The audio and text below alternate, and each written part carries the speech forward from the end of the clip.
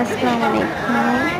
এটা হচ্ছে মহিলা নারী উদ্যোক্তাদেরকে নিয়ে একটা প্রোগ্রাম ছিল যে আমরা কেমন বাজেট চাই। এখানে আমি আমার ছেলেও উপস্থিত ছিলাম, প্রেজেন্ট ছিলাম যে পুরো সেমিনারটাতে।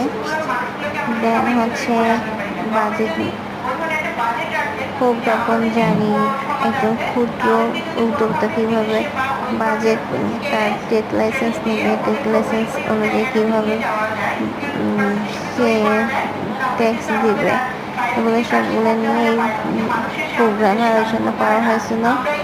দেন যারা ক্ষুদ্র উদ্যোক্তা তাদের পক্ষে তার বিগ অ্যামাউন্ট দেওয়া পসিবল না, সেই জন্য ওই অ্যামাউন্টটা কীভাবে কমে আনা যায়, একজন নারী উদ্যোক্তা কীভাবে তার প্রোডাক্ট সেল করবে, কীভাবে ট্রেড লাইসেন্স দিবে, এগুলো নিয়ে পুরো বিস্তারিত আলোচনা ছিল।